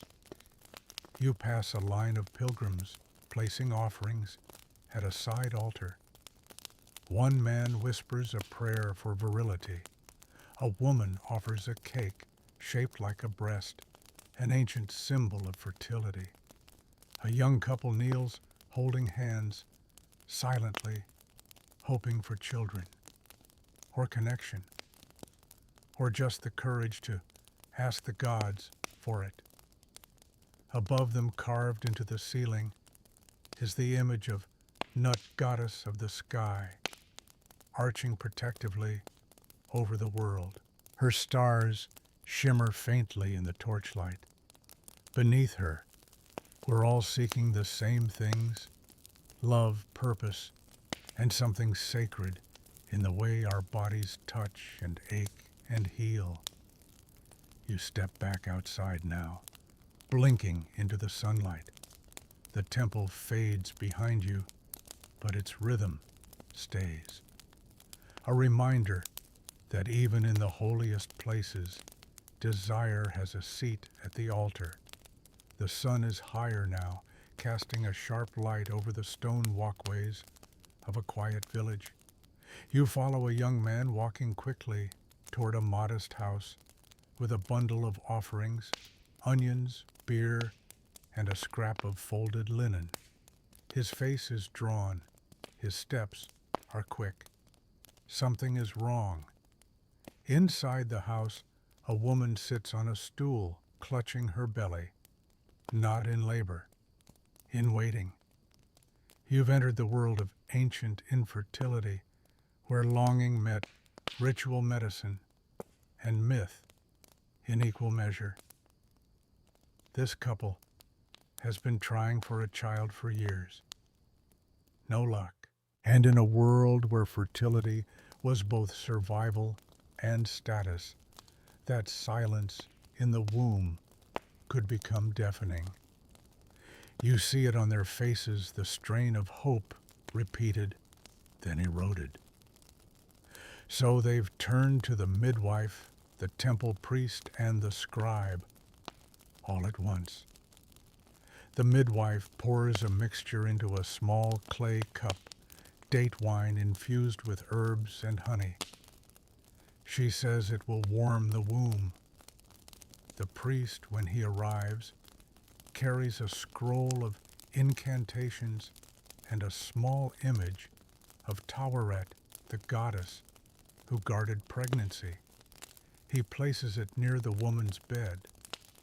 Meanwhile, the scribe quietly prepares a fertility amulet to be worn under her dress.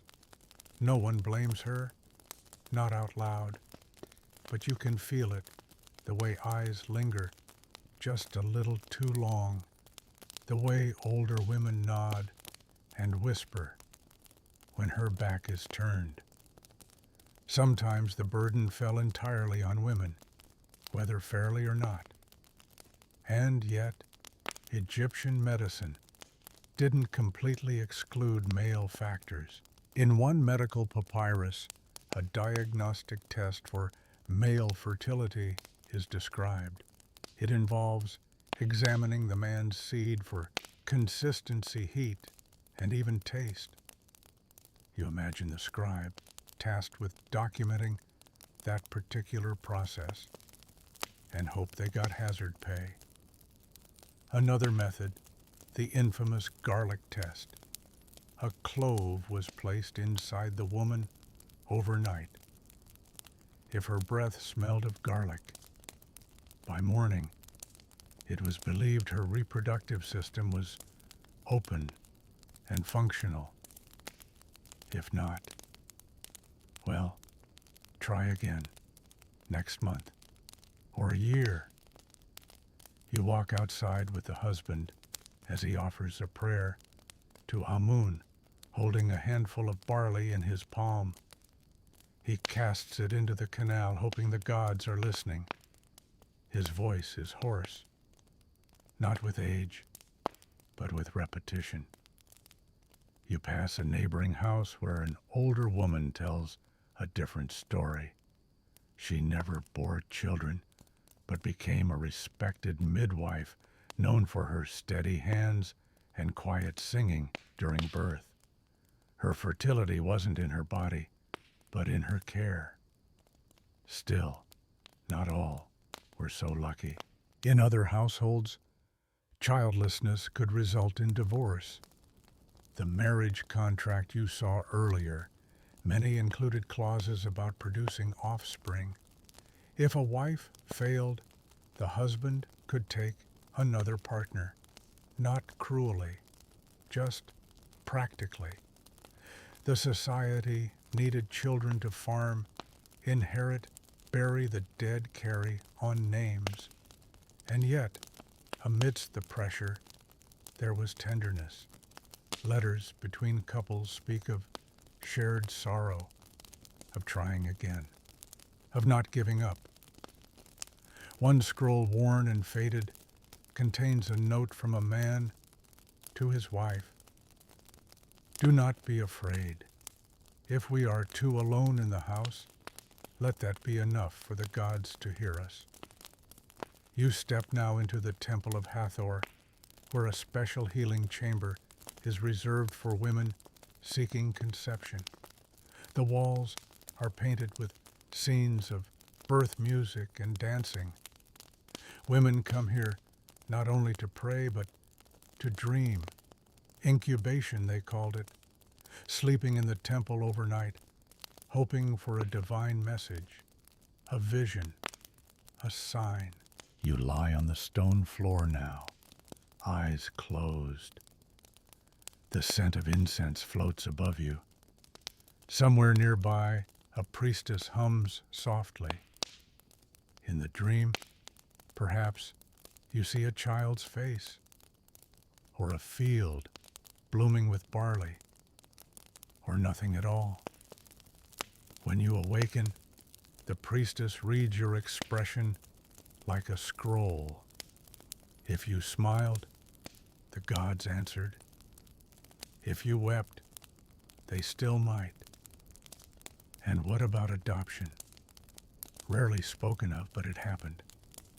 In some tombs, adopted children are named as heirs. In others, servants were elevated into the household like kin. Egyptians valued the continuity of family, but sometimes that family was chosen. Back at the modest home, the woman now wears her fertility amulet. It swings softly as she walks. She smiles, though it's tired. She has hope, real or feigned. It's hard to tell. She's trying. That, too, is sacred. You look at the scroll hanging above their doorway, a hymn to Isis. You who wove the child within the womb, weave now my longing into flesh. Whether she conceives or not, that line lingers, because fertility for the Egyptians was more than just physical. It was a symbol of divine favor, of cosmic balance. And when it didn't come, it wasn't failure, it was mystery, one that required patience, ritual, and trust. As you step away, the Nile glints through the reeds again. Birds circle. Somewhere a baby wails. Somewhere else a woman places her hand over her stomach and waits for a sign. And in between, the world holds its breath. The moon is climbing again, and the houses glow with flickering oil light as you walk slowly down a quiet alley of Thebes. Tonight something feels different. The wind stirs the linen curtains, and even the cats seem unsettled. Someone nearby is dreaming, tossing, murmuring, clutching the woven mat with anxious fingers. You've entered the shadowy space of sex dreams, omens, and the uneasy line between desire and dread. The Egyptians believed dreams were messages, sometimes divine, sometimes dangerous. And when it came to dreams of a sexual nature, interpretation could range from good fortune to a dire warning. You step into a small home where a woman has just woken, breathless, heart racing. She had a vision not of gods or monsters, but of a former lover.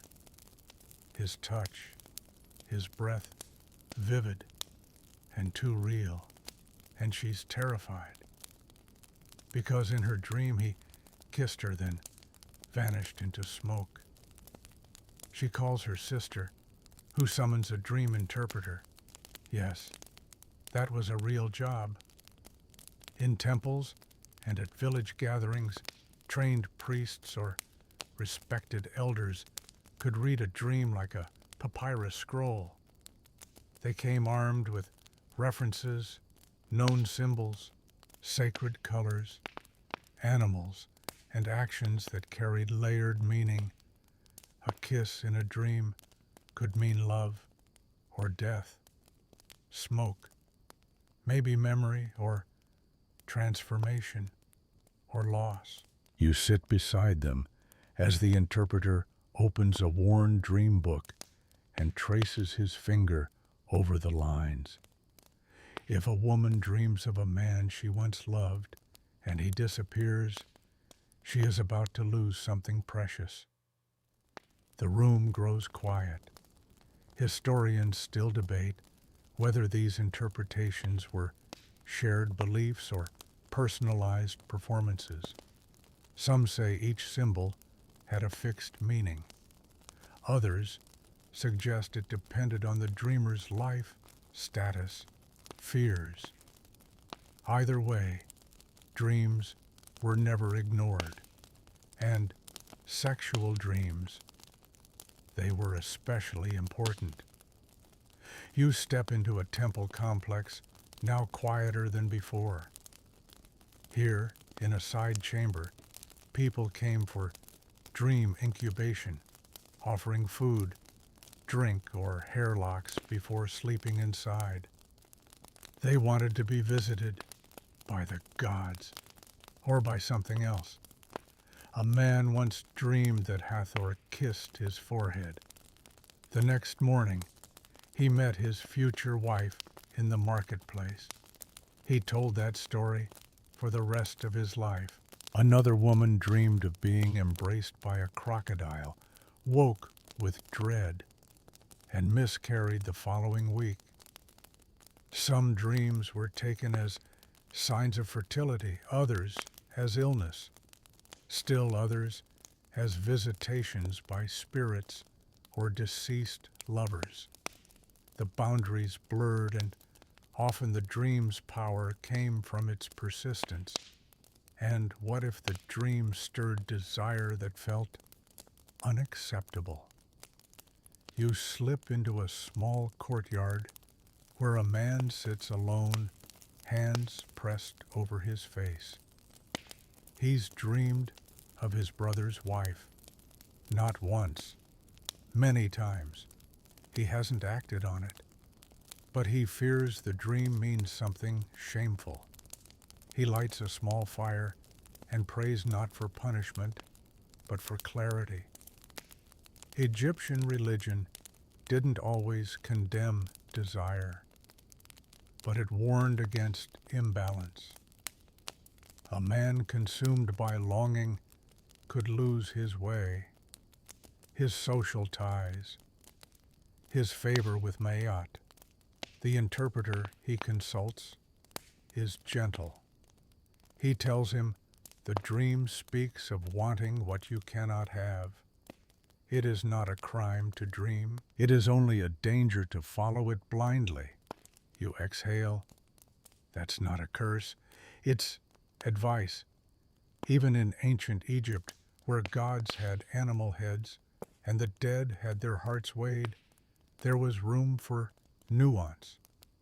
Some dreams were believed to be sent by hostile forces, spirits of jealousy, or night demons sent to disturb peace. In one scroll, a woman reports waking each night, sweating, longing, whispering the name of a man she had never met. The priests burned incense, drew protective circles, hung amulets over her bed. The dreams stopped. Or maybe she simply stopped telling them.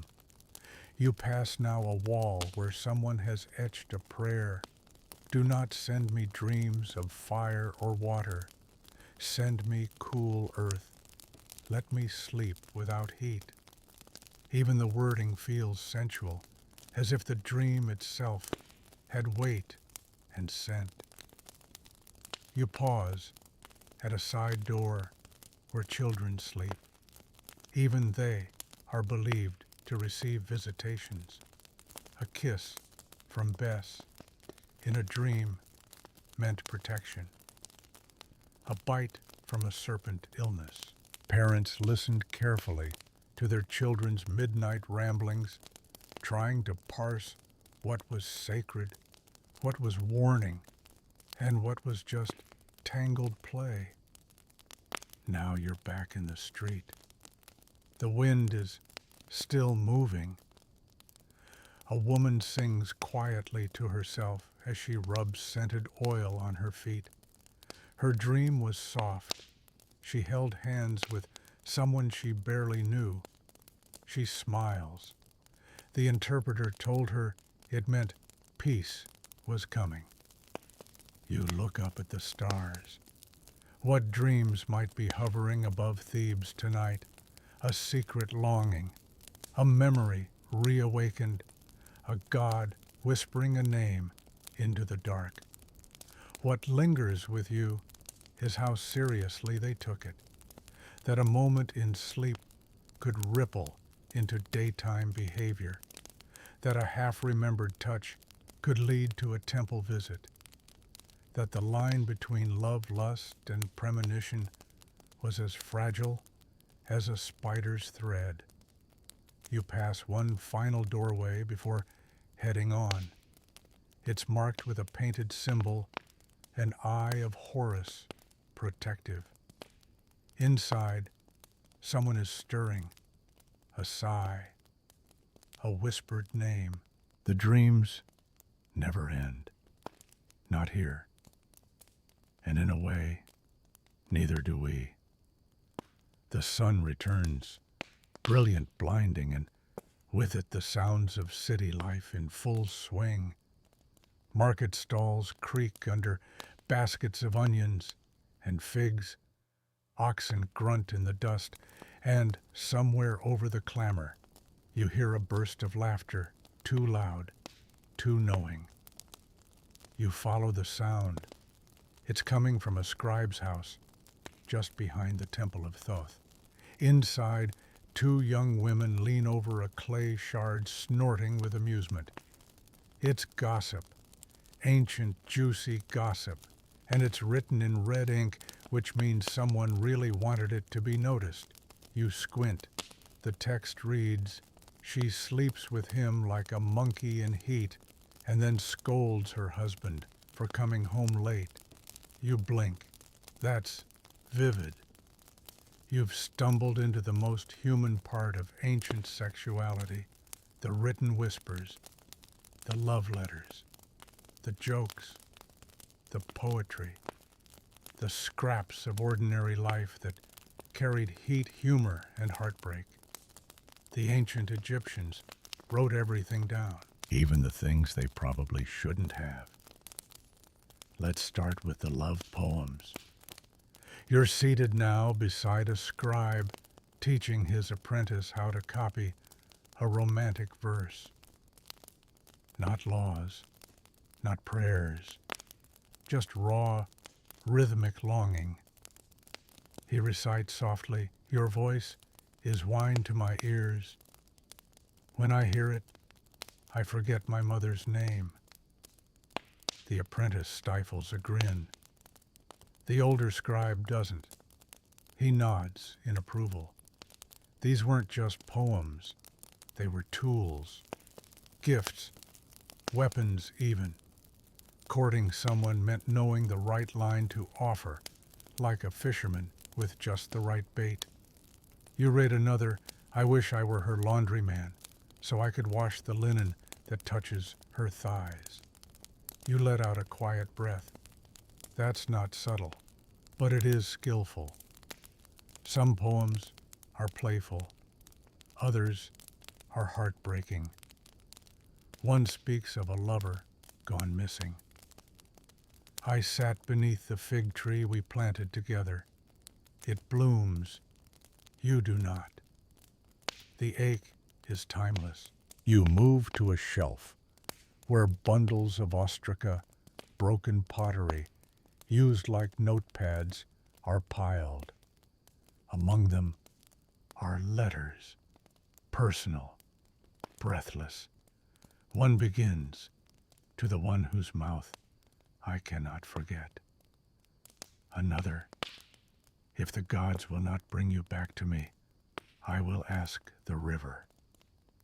Then a different tone, less poetic, more dramatic. I saw her with the butcher's son. She held his hand. May she choke on her own bread. You can't help but laugh. Gossip wasn't always pretty, but it was preserved. Scribes recorded insults in margins, jealous rants, and complaints about cheating spouses.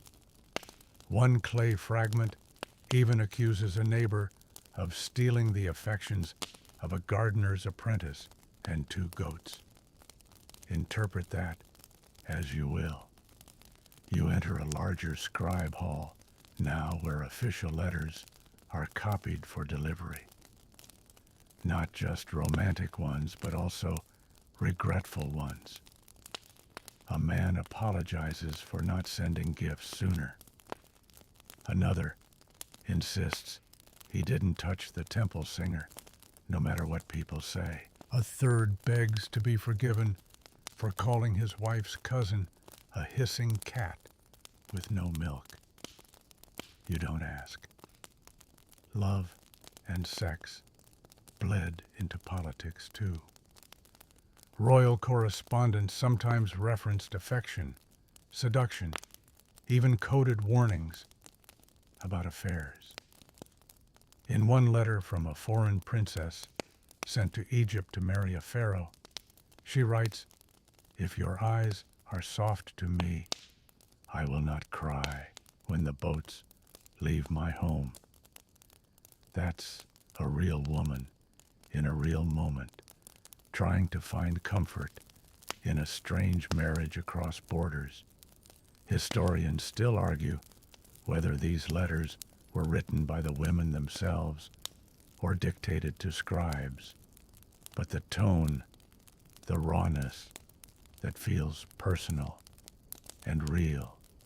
You walk past a group of market women now huddled in the shade, trading stories. One's miming her husband's clumsy attempts at romance.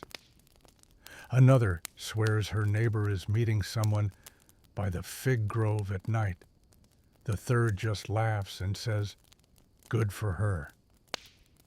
This was also a form of literacy, a way women, especially those who couldn't write, passed down knowledge, who was kind, who was cruel, who kept promises, who didn't. Oral history preserved through tone rhythm, raised eyebrows. You find yourself at a laundry pool now, where 2 servants are whispering over folded linens. One has a love bite on her neck. The other gasps and covers her mouth. It's not scolding, it's delight. These stories carry joy, agency, risk. Even the gods weren't safe from this humanizing lens. One fragment from a temple priest pokes fun at a statue of Min. He stands tall and proud, yet I hear he does not move for any priestess. The ink is smudged. Maybe the scribe changed his mind. Maybe someone tried to erase it. But you saw it. Love, lust, and laughter didn't just belong to the elite or the divine. They ran in every letter, on every wall, behind every basket of onions. Even funerary inscriptions sometimes made room for affection. On one tomb wall, a husband wrote to his wife, "You brought me peace when my fields failed. I will wait for you in the shade of the acacia, and we will drink together again." That's love. Simple, eternal. You sit now beneath a fig tree, clay shard in hand, a reed pen ready. What would you write? A poem, a confession, a name. The wind moves through the leaves. You think of that line, if the gods will not bring you back to me, I will ask the river. And you realize some love never needed preservation, it just needed to be spoken. The fig tree fades behind you, and now you walk where the sand is quiet, where painted walls still hold color, and the ceilings curve like the belly of the sky. You are in a tomb, not a place of mourning, but of preparation. Everything here hums with the expectation of eternity. And in that eternity, sex comes with you. You're standing before a wall, painting of a man and woman. They sit side by side, hands clasped. Their eyes are large, their wigs perfect, their bodies youthful. The hieroglyphs name them husband and wife, reunited forever. In the field of reeds, the Egyptian paradise. There, among tall grasses and lotus blooms, they will farm, feast, and yes, love. For the ancient Egyptians, the afterlife wasn't a static place of harps and clouds. It was a continuation, and that included the continuation of intimate connection. You lived on with your partner, your desires intact, your body restored. You run your hand over the carvings. The couple is not stiff or distant. They lean in. They smile. They are painted, not as they died, but in their prime, vigorous, desirable, and not alone. Tombs often show spouses embracing, sharing food, even applying makeup to each other. In some, the woman is shown offering perfume, while the man holds a lotus blossom, symbols of fragrance, vitality, and arousal. It's not just romantic, it's ritual. Inscriptions often include spells to rekindle the fire between lovers in the next world. One reads, "May she come to me in beauty as when we first knew each other." Another, "My body shall rise as yours rises, and our hearts shall be one flame beneath the stars." That's not metaphor, that's intention. Even grave goods reflected this continuity. Mirrors, cosmetics, perfumed oils, jewelry, all buried beside the deceased to ensure they'd remain attractive and ready for love. A widow might bury her husband with his favorite wig, saying, "So you will be handsome for me again." You step deeper into the tomb and find a small chamber with a funerary figurine, Ushabti, carved to resemble a woman. She wears a sheer dress, a delicate necklace, and a faint smile. Some scholars believe these figures weren't just symbolic workers for the afterlife, but sometimes idealized lovers sent to keep the dead company intimately. Historians still debate whether sex in the afterlife was meant literally or metaphorically. Was it about spiritual union, physical pleasure, a reward for a well-lived life? There's no consensus, but the depictions are clear. Affection continues. Desire survives death. You kneel before another tomb, painting showing the deceased couple embracing beneath a sycamore tree. Above them, the goddess Nut stretches across the sky, stars dotting her body. Her embrace is the final one. But even under her, the couple reaches for each other. You imagine their thoughts. Will we remember our bodies? Will we still crave? Will you still smell of lotus? Back in the sunlit world, widows often commissioned tombs that celebrated their marital intimacy, not just status. One stele from a woman named Nebet declares, "He loved me beyond the bread and beer. He looked at me, and I was made new." Others wrote poems to be read aloud by passers-by, asking them to speak the names of the dead so their bond would be remembered. But not all stories were sweet. Some tomb inscriptions include, "Please, do not forget me. Do not choose another in the land of forever." Jealousy and longing followed them into the field of reeds. There were also spells to prevent infidelity in the afterlife. One fragment warns, should he take another, may his heart be too heavy for the scales. You chuckle softly. Even when dead, some lovers didn't mess around. The afterlife, for Egyptians, was a complex mirror of this life. You needed tools, knowledge, love. And you needed your body not as it died, but as it should have been, rejuvenated, whole, capable. Sex wasn't sinful here.